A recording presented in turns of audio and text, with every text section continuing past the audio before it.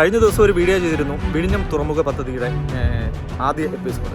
രണ്ടാമത് നമ്മൾ ഇന്ന് ചെയ്യുന്നത് വിഴിഞ്ഞം തുറമുഖ പദ്ധതിയുടെ യഥാർത്ഥ ബെനിഫിറ്റ് ആർക്ക്, ഈ പദ്ധതി കൊണ്ടുള്ള കേരളത്തിൻ്റെ നേട്ടം, കേരളം എത്ര ശതമാനം ഇതിന് ഷെയർ ഹോൾഡറായിട്ടുണ്ട്, അതേപോലെ അദാനി എത്ര ശതമാനം, കേന്ദ്ര ഗവൺമെൻറ് എത്ര ശതമാനം എന്നുള്ള ഒരു ഡീറ്റെയിൽ വീഡിയോ ആണ് ഇന്ന് ഇവിടെ അവതരിപ്പിക്കുന്നത്. ഈ വീഡിയോയിൽ എനിക്കുണ്ടാകുന്ന ഒരു സംശയം മാത്രമാണ് ഞാനിവിടെ ചൂണ്ടിക്കാണിക്കുന്നത്. കാരണം 6000 കോടി കേരള ഖജനാവിൽ നിന്നും കേരള ഗവൺമെൻറ് ഈ പ്രൊജക്റ്റിന് വേണ്ടി ഇറക്കുമ്പോൾ ആദ്യത്തെ 15 വർഷത്തിന് ഒരു ശതമാനം പോലും 1% പോലും ബെനിഫിറ്റ് ഒന്നുമില്ലാത്ത ഒരു പ്രൊജക്റ്റിലേക്ക് ഇങ്ങനെ സൈൻ ചെയ്യണമായിരുന്നോ? ഇതിലും നല്ല ഓപ്ഷൻ ഉണ്ടായിരുന്നില്ലേ? അങ്ങനെ ചിന്തിച്ചുകൂടെ? നമുക്കൊരു വീഡിയോ കണ്ടുവരാം. 13 പ്രധാന തുറമുഖങ്ങൾ നമ്മുടെ രാജ്യത്തുണ്ട്.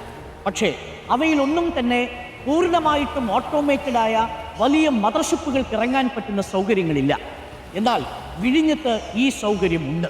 കാരണം ഒരു തീരക്കടലിൽ 18 മീറ്ററോളം ആഴമുണ്ടെങ്കിൽ മാത്രമേ അവിടെ വലിയ മദർഷിപ്പുകൾക്ക് അടുപ്പിക്കാനാവൂ. 10,000 TEU വെസലുകൾ വഹിക്കുന്ന മദർഷിപ്പുകൾക്ക്. നോക്കൂ, 16.5 മീറ്റർ ആഴമുള്ള വിശാഖപട്ടണം തുറമുഖമാണ് നിലവിൽ ഇന്ത്യയിൽ ഏറ്റവും വലിയ ആഴമേറിയ തുറമുഖം. പക്ഷേ അതിനും മദർഷിപ്പുകളെ അടുപ്പിക്കാൻ കഴിയില്ല. Colombo, Singapore, Malaysia, Dubai, Salalah എന്നിവിടങ്ങളിലെ ട്രാൻസ്ഷിപ്പ് കേന്ദ്രങ്ങളെയാണ് പ്രധാനമായും ഇന്ത്യ അടക്കമുള്ള രാജ്യങ്ങൾ ആശ്രയിക്കുന്നത്. വലിയ കപ്പൽ ചരക്കു നീക്കത്തിന് പ്രധാനമായും ഈ തുറമുഖങ്ങളെ ഇനി നമുക്ക് ആശ്രയിക്കേണ്ടി വരില്ല എന്നതാണ് ഏറ്റവും പ്രധാനപ്പെട്ട കാര്യം. തീരക്കടലിൽ 24 മീറ്ററോളം സ്വാഭാവിക ആഴമുണ്ട് വിഴിഞ്ഞത്ത്. എന്ന് പറഞ്ഞാൽ ഡ്രഡ്ജിംഗ് കൂടാതെ തന്നെ നമുക്ക് ഈ ആഴം നിലനിർത്താൻ കഴിയുമെന്നുള്ളതാണ് വിഴിഞ്ഞം തുറമുഖത്തെ ലാഭകരമാക്കി മാറ്റുന്നത്. മാത്രവുമല്ല, അന്താരാഷ്ട്ര കപ്പൽ ചാലിൽ നിന്ന് 18 കിലോമീറ്റർ മാത്രം അകലെയാണ് നിലവിൽ വിഴിഞ്ഞത്തിന്റെ സ്ഥാനം. ഇത് മറ്റൊരു തുറമുഖത്തിനും ലഭ്യമല്ലാത്ത സ്വാഭാവികമായ പ്രകൃതിദത്തമായിട്ടുള്ള ഘടകങ്ങളാണ്. വെല്ലുവിളികളെ അതിജീവിച്ച് 2015 ഓഗസ്റ്റ് 17-ാം തീയതിയാണ് വിഴിഞ്ഞം തുറമുഖത്തിന്റെ നിർമ്മാണ കരാറിൽ കേരള സർക്കാരും അദാനി ഗ്രൂപ്പും ഒപ്പുവെക്കുന്നത്. ഉമ്മൻചാണ്ടി സർക്കാരായിരുന്നു അന്ന് അധികാരത്തിൽ. പിന്നീട് വന്ന 2 പിണറായി സർക്കാരുകളും ഉത്സാഹത്തോടെ പിന്തുണച്ചു. പൊതു സ്വകാര്യ പങ്കാളിത്തത്തോടു കൂടി, അതായത് PPP കൂടി ലാൻഡ് ലോഡ് മാതൃകയിലാണ് പദ്ധതി നടപ്പാക്കപ്പെട്ടത്. Design, build, finance, operate and transfer എന്ന വ്യവസ്ഥയിലാണ് ഈ വിഴിഞ്ഞത്തിന്റെ നിർമ്മാണം. 8493.44 കോടി രൂപയാണ് പദ്ധതിയുടെ ആകെ ചെലവ്. ഇതിൽ എത്ര ശതമാനം കേരളം വഹിക്കുന്നു, എത്ര ശതമാനം കേന്ദ്രം വഹിക്കുന്നു, എത്ര ശതമാനം അദാനി വഹിക്കുന്നു? കണക്ക് പറയാം. 61.5% വിഴിഞ്ഞം തുറമുഖത്തിന്റെ ചെലവ് വഹിക്കുന്നത് കേരള സർക്കാരാണ്. അഥവാ 5223.22 കോടി രൂപ. കേന്ദ്രം വഹിക്കുന്നതോ 9.6%, 816.03 കോടി രൂപ. അദാനി ഗ്രൂപ്പിന്റെ വിഹിതം 28.9%, അഥവാ 2453.22 കോടി രൂപ. അങ്ങനെയാണെങ്കിൽ അദാനി ഗ്രൂപ്പിന്റെ മെച്ചമെന്ത്, കേരള സർക്കാരിന്റെ മെച്ചമെന്ത്? ലൈസൻസിംഗ് വ്യവസ്ഥയിൽ 40 വർഷത്തേക്കാണ് അദാനി ഗ്രൂപ്പിന് ഈ തുറമുഖം നടത്താനുള്ള അധികാരം. 2ാം ഘട്ടം പ്രവർത്തനം നിശ്ചിതമായിട്ടുള്ള സമയപരിധിക്കുള്ളിൽ നടത്തുകയാണെങ്കിൽ 20 വർഷത്തേക്ക് നടത്തിപ്പധികാരം നീട്ടി നൽകാനും വ്യവസ്ഥ ചെയ്യുന്നുണ്ട്. എന്ന് പറഞ്ഞാൽ 2ാമത്തെ ഘട്ടവും നിശ്ചിത സമയത്തിനുള്ളിൽ പൂർത്തിയാക്കിയാൽ 60 വർഷത്തേക്ക് അദാനി ഗ്രൂപ്പിന് വിഴിഞ്ഞം പോർട്ടിന്റെ നടത്തിപ്പധികാരം കിട്ടും. അപ്പോൾ കേരളത്തിന് എന്ത് ലാഭം?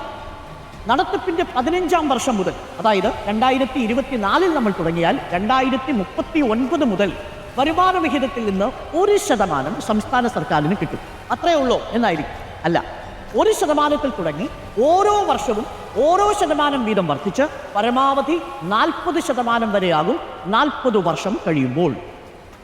60 വർഷം കഴിയുന്നതോടുകൂടി പൂർണ്ണമായും നടത്തിപ്പ് അവകാശം സംസ്ഥാന സർക്കാരിന് ലഭിക്കുകയും ചെയ്യും. 3 ഘട്ടങ്ങളിലായിട്ടാണ് വിഴിഞ്ഞം തുറമുഖത്തിന്റെ വികസന പദ്ധതി പ്ലാൻ ചെയ്തിരിക്കുന്നത്. ഇതിൽ 1ാം ഘട്ടമാണ് നിലവിലിപ്പോൾ പൂർത്തിയാവുന്നത്. 3ാം ഘട്ടം വരെ പൂർത്തിയാകുന്നതോടെ സംഭവത്തിന്റെ കളറങ്ങ് മാറും. ബെർത്തിന്റെ നീളം 2000 മീറ്റർ ആവും. പുലിമുക്ക് ഏകദേശം 4000 മീറ്ററോളം ഉണ്ടാവും, 4 കിലോമീറ്റർ.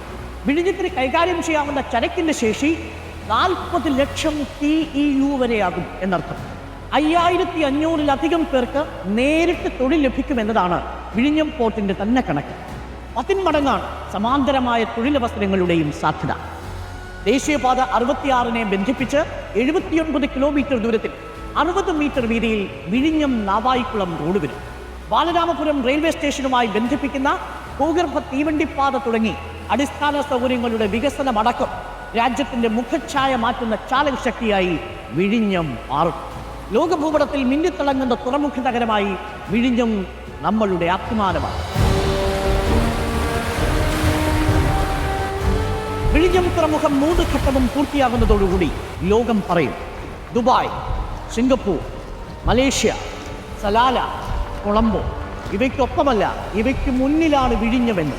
അങ്ങനെ വിഴിഞ്ഞം കേരളത്തിൻ്റെ അല്ല, ഇന്ത്യയെ തന്നെ നാവിക ഭൂപടത്തിൽ അടയാളപ്പെടുത്തുന്ന ശ്രദ്ധാകേന്ദ്രമായ, പൂർണ്ണമായും ഓട്ടോമേറ്റഡ് ചെയ്യപ്പെട്ട, ഏറ്റവും ചെലവ് കുറഞ്ഞ, ഏറ്റവും സ്വാഭാവികമായി തീരക്കടലിന് ആഴമുള്ള, ഏറ്റവും തിരക്കേറിയ തുറമുഖമായി മാറും. ഇന്ത്യയുടെയല്ല, ലോകത്തിൻ്റെ നാവിക ഭൂപടത്തിൽ വിഴിഞ്ഞം അങ്ങനെ തിളക്കമുള്ള പേരായിരുന്നു. പുതിയ കേരളം വിഴിഞ്ഞത്തു നിന്നും യാത്ര തുടങ്ങുന്നു. വിഴിഞ്ഞം ട്രാൻസ്ഷിപ്പ് ടെർമിനലിന് എല്ലാവിധ ആശംസകളും. ഒരു പുതിയ യാത്ര നമ്മൾ ആരംഭിക്കുന്നു. വിഴിഞ്ഞത്തു നിന്ന് ഒരു സ്വപ്നയാത്ര നമുക്ക് ആരംഭിക്കാം. ആശംസ.